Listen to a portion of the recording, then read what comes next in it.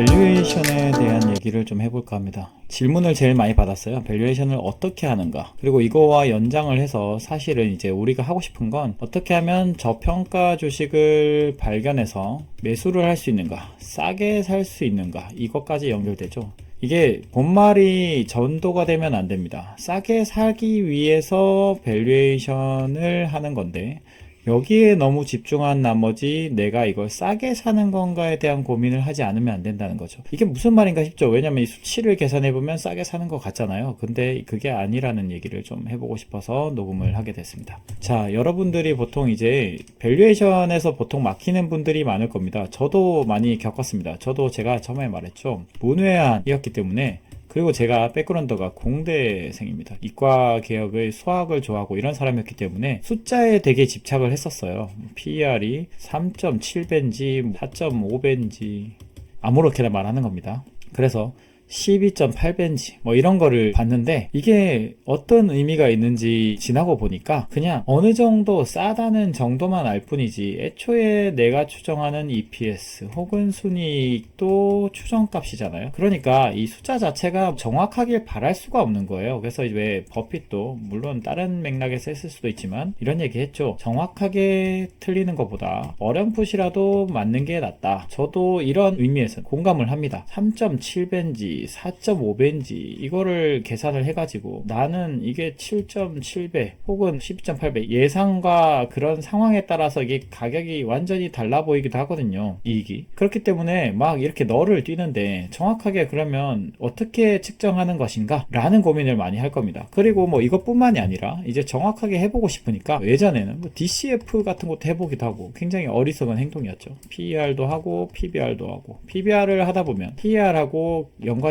PBR ROE를 해가지고 Sustainable ROE를 계산한 다음에 PBR 나래비도 세우기도 하고 정말 많은 방법을 했습니다. 그래서 어떻게 하면 뭐 ROIC 뭐 이런 것도 하죠. 뭐 ROIC 계산을 해가지고 뭐 어떻게 될 거다 이런 고민도 하고 EV, EBITDA를 쓰기도 하고 정말 많은 방식을 하죠. 정말로 밸류에이션을 많이 주고 싶다. Sum of the parts도 하고요. 이런 밸류에이션 기법에 대한 갈고 닦음이 사실 나를 투자를 잘하게 하는 요인이 되지 않습니다. 그래서 사실 저는 밸류에이션 자체는 제가 저번에도 말했지만 확인하는 용도지 이거를 투자를 시작하게 하는 용도가 아니라는 거예요. 내가 제대로 생각하고 있나 체크하는 용도입니다. 내가 싸다고 생각했는데 정말 싼 게 맞나? 하는 어떤 어렴풋한 인디케이션을 주는 거지 이걸 꼭 사야 된다는 시그널을 주는 게 아니라는 거죠. 그러면 도대체 뭘 알아야 내가 어떤 걸 훈련해야 싼 종목을 살 수 있는가 이런 고민을 하잖아요. 사실은 우리가 훈련해야 될 거는 따로 있습니다. 수학적 기법이 아니에요. 밸류에이션 툴을 개선하는 거 혹은 모델링을 정교하게 한다. 이것도 제가 해봤습니다. 다들 한 번씩 거쳐가는 과정이거든요. 이런 것들이 중요한 게 아니라요. 뭐가 중요하냐?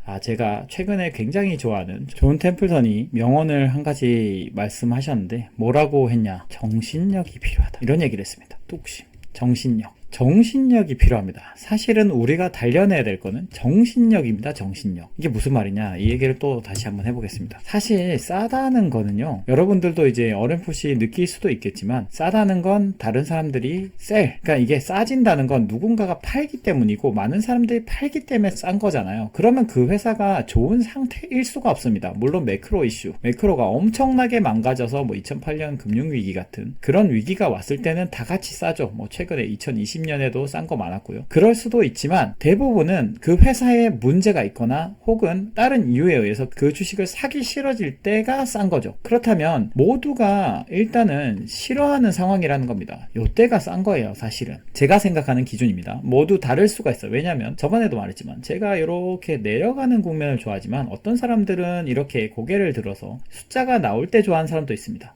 저는 숫자가 찍히지 않을 때를 좋아합니다. 숫자가 찍히기 시작하면 당연히 다른 사람들도 싸다는 걸 인지하는 순간이기 때문에 그래서 이제 숫자가 찍히는 걸 빨리 아느냐 했을 때 전에도 말했죠. 이 원숭이가 이렇게 뛰어가면 여기에 먼저 뛰어가는 원숭이가 될 것인가 가만히 있는 원숭이가 될 것인가 선택지인데 저는 여기는 좀 재능이 없다고 생각해서 여기 가만히 기다리는 투자를 좋아합니다. 그렇기 때문에 저는 이렇게 내려가는 국면에서 투자하는 걸 좋아하는데 그러면 당연히 숫자가 안 찍히죠. 모두가 파는 순간에는 숫자가 안 찍히거나 상황이 안 좋거나 좋거나 미래가 안 좋거나 뭐 여러 가지 뭐 영업 외적으로는 안 좋을 수도 있고 뭐 어쨌든 레퓨테이션이 꺾였을 수도 있고 근데 그 레퓨테이션이 꺾여도 되는 수준인지 아닌지도 중요하지만 어쨌든 안 좋은 게 뭐가 있죠. 그렇기 때문에 싼 겁니다. 그래서 보통 숫자의 실적에만 집중을 하자면 사실은 실적은 안 좋은 순간이 많고 숫자가 안 나온다. 그러면 이때 어떻게 사느냐? 그러니까 정신력이 필요하다는 겁니다. 정신력이. 이게 참 경험이 많이 쌓이면은 좀 와닿는 부분인데 처음에는 이게 뭔가 이렇게 제가 구체적으로 설명하기가 좀 어려운 부분이 있는 것 같습니다. 이게 남들이 모두 팔 때가 바닥이다 라고 하면 실제 이 경험을 몇 번 해봐야 되거든요. 저는 사실은 몇 번 했습니다. 그것도 굉장히 극렬한 반대가 있을 때 그리고 남들이 싫어하는 모두가 홀드를 외칠 때 바이를 해서 성공한 경험이 몇 번이 있으면 이게 어떤 순간인지를 어렴풋이 알게 되는데 그래서 제가 경험이 많이 필요하다고 하는 겁니다. 저와 같은 방식으로 하려면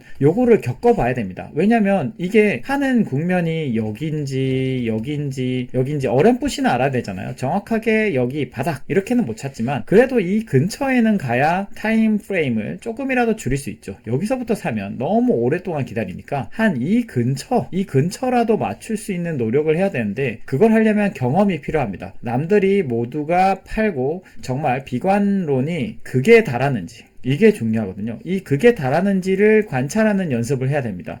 이게 여러분이 투자를 할 때 관찰하는 방식이 여러 가지가 있을 수 있어요. 아까 말했던 실적이 좋아지는 거를 계속 이제 찾아내는 걸 연습을 해서 이게 성과가 나는 걸 연습하는 방식이 있고 저처럼 실적이 아예 나오지 않아서 비관론이 극에 달했을 때 투자해서 성과가 나는 방식인데 누가 봐도 이게 굉장히 조금 더 마음이 편하죠. 그렇기 때문에 이 방식을 택하는 사람이 적고 그래서 템플턴 경이 말한 게 정신력이 필요하다. 강인한 정신력.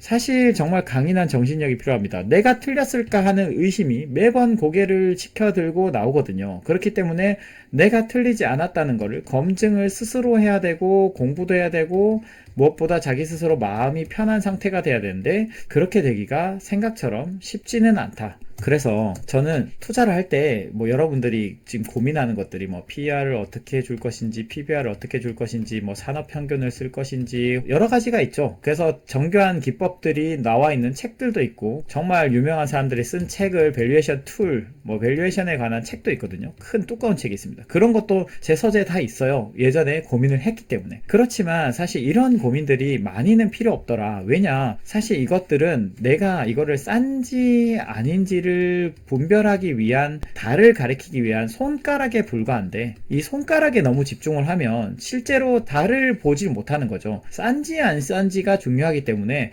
이거는 보조적인 지표이고 사실은 어떤 게 싼지는 계속 비관론이 얼마나 극단적이게 달했는가 그거를 관찰을 하면서 이거를 계속 테스트 해보고 수치적으로도 확인해보고 하면서 경험을 통해서 알게 되는 거다라는 얘기를 하고 싶었습니다.